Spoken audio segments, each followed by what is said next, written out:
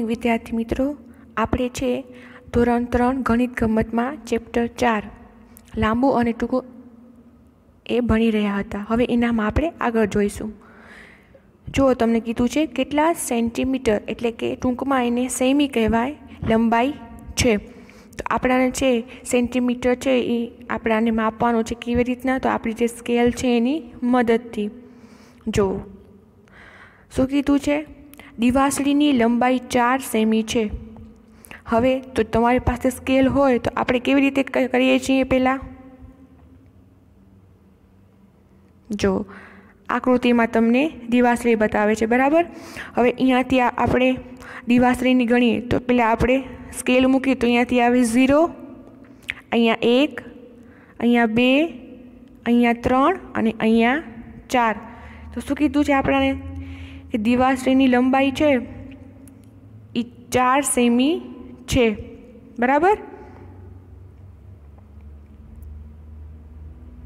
જુઓ, પાસાની દરેક બાજુ 1 સેમીની છે. આ પાસો છે, તમે એને માપશો ને તો દરેક બાજુ 1 સેન્ટીમીટરની છે. ગરોળી 13 સેમી લાંબી છે. જુઓ, ગરોળીનો આપણાને માપ કીધો છે. તો જો આ ગરોળી છે, શું કીધું છે? 13 સેમી છે.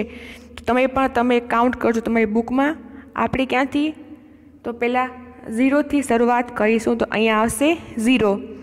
આ 1, 2, 3, 4, 5, 6, 7, 8, 9, 10, 11, 12 ને 13. શું કીધું છે? ગરોળી 13 સેમી લાંબી છે. આપણે છે તમે પણ તમારી સ્કેલથી માપશો તો 13 સેમી લંબાઈ આવશે ગરોળીની. જો પછી શું કીધું છે? પાન, કાઉન્સમાં શું કીધું છે? પાંદડા.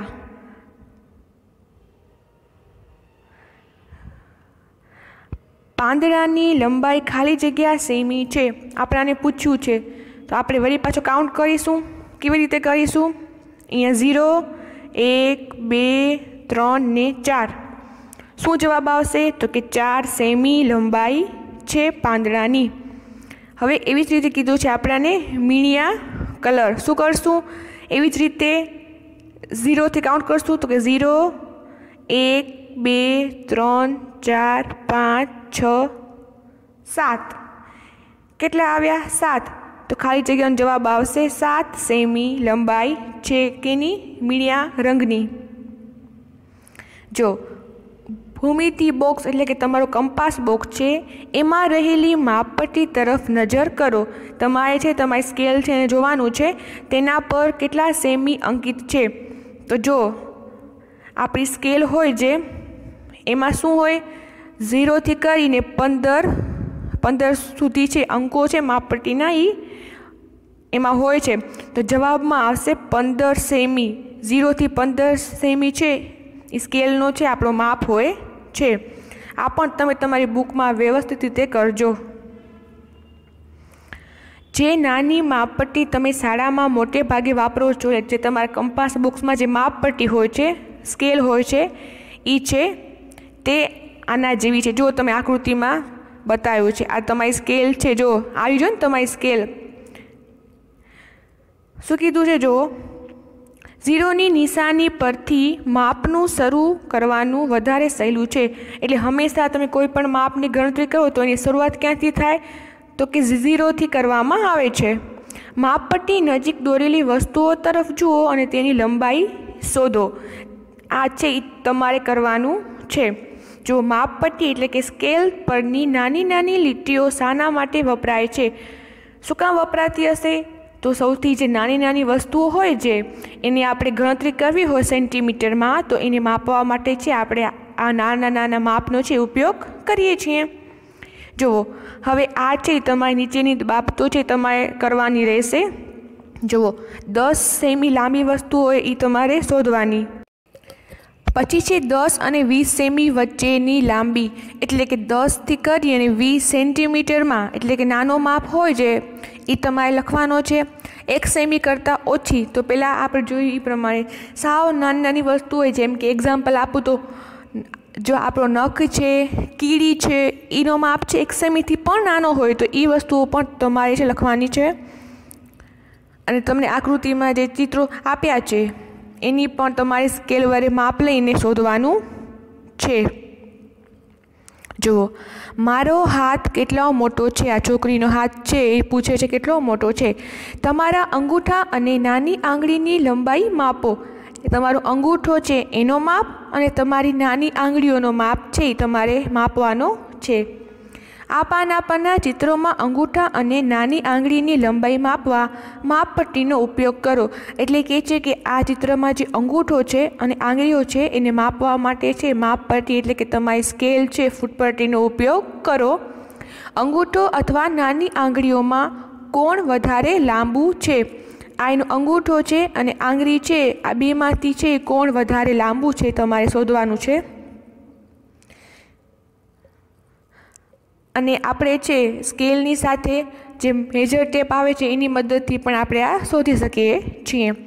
તમારા શરીરના જુદા જુદા ભાગોની લંબાઈનું અનુમાન કરો અને ખાતરી કરો કે તમારું અનુમાન સાચું છે. આપણા શરીરના દરેક અંગો છે એનું માપ છે કેટલું છે. મેજર પટ્ટીનો પણ ઉપયોગ કરી શકો છો. દોરીથી પણ આપણે માપી શકીએ છીએ અને માપપટ્ટીથી પણ આપણે માપી શકીએ છીએ.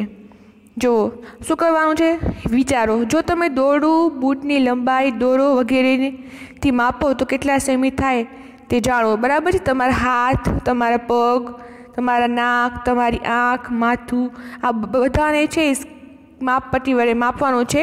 એના માટે તમે દોરી અથવા તો મેજર ટેપનો પણ ઉપયોગ કરી શકો છો. જુઓ, હવે જે તમને કીધું હતું આગળ બરાબર કે માપ લેવાના છે એ તમારા કોષ્ટકમાં લખવાના છે. તો શું કીધું છે? 2 કોષ્ટક છે. એક તમારું પોતાનું માપ છે અને એક તમારા મિત્રનું માપ છે. તમારે શું શોધવાનું છે? તો કે તમારી નાક છે કેટલા સેમી છે, કાંડાની ગોળાઈ છે, માથાની ગોળાઈ, કાન, હાથ વગેરેનો માપ છે તમારે સેન્ટીમીટર શોધી સ્કેલની મદદથી લખવાના છે આ બોક્સમાં. તમારું માપ તમારા મિત્રોના માપ સાથે સરખાવો. પછી શું કરશો તમે? તમારું માપ કેટલું છે, તમારા હાથનો માપ કેટલો છે, તમારા મિત્રના હાથનો માપ કેટલો છે, એ બેમાંથી જોવાનું છે તમારે કે કોનું વધુ છે, કોનું ઓછું છે. જો કોનું માથું સૌથી મોટું છે અને કોનું માથું સૌથી નાનું છે તમારે લખવાનું છે ખાલી જગ્યામાં. કોના હાથ સૌથી વધુ લાંબા છે, પછી કોના કાન અથવા નાકમાંથી શું વધારે લાંબુ છે, તમારો કોઈ પણ નખ 1 સેમી કરતાં વધારે મોટો છે કે નહીં.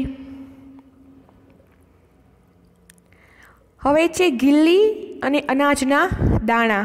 જુઓ, કીડીને અનાજના દાણા સુધી પહોંચવા છે. એટલે આ કીડી છે ને દાણા સુધી પહોંચવું છે. તે સૌથી ટૂંકા રસ્તાની શોધમાં છે.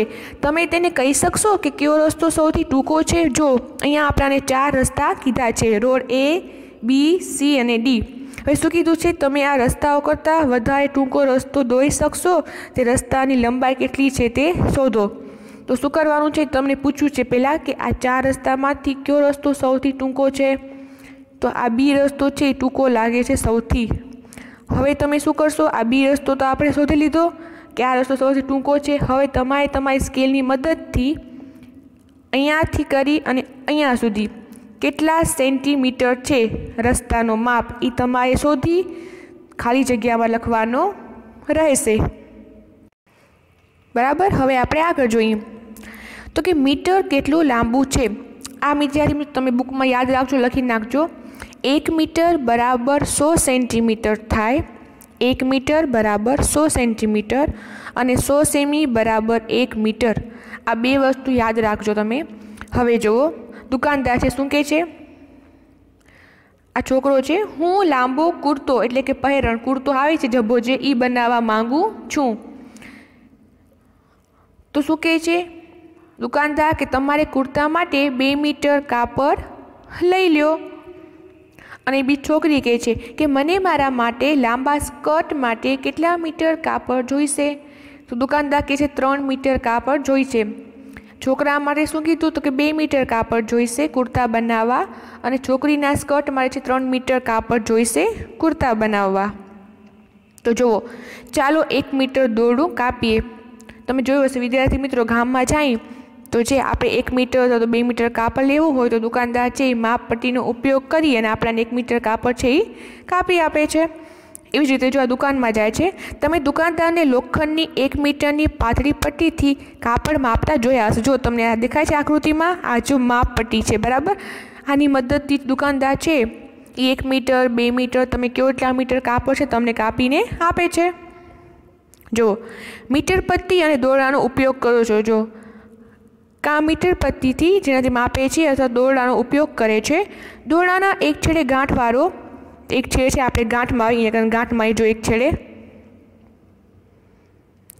મીટર પટ્ટીને દોરડા સાથે ગોઠવો. પછી છે જે આપણી મીટર પટ્ટી છે એના સાથે એને ગોઠવવાની છે.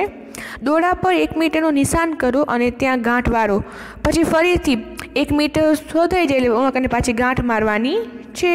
હવે બંને ગાંઠ વચ્ચેનું અંતર 1 મીટર છે, એટલે આ જે બંને આપણે ગાંઠ મારી એનું જે અંતર છે કેટલું થશે તો કે 1 મીટર. હવે 2 ગાંઠ વચ્ચેનું અંતર 1 મીટર છે. તમારું આ દોરડું 1 મીટર લાંબુ છે, એટલે આપણે છે 1 મીટર દોરડાનો માપ છે આપણે શોધી લીધો. હવે આ યાદ રાખજો, જો તમે મીટર પટ્ટી ન મળે તો મેજર ટેપનો પણ ઉપયોગ કરી શકો છો. મેજર ટેપ છે એ પણ માપ પટ્ટી જેવું જ હોય છે. 100 સેમી એ દોરડા પર નિશાની કરો. હવે જો 100 સેમી એટલે 1 મીટર થશે. 1 મીટર બરાબર 100 સેન્ટીમીટર અને 100 સેન્ટીમીટર બરાબર 1 મીટર. આમ તમને 1 મીટર દોરડું છે એ મળી રહેશે. તો આટલું છે તમે તમારી બુકમાં કરવાનું રહેશે. બાકીનું આપણે નેક્સ્ટમાં જોઈશું. Thank you.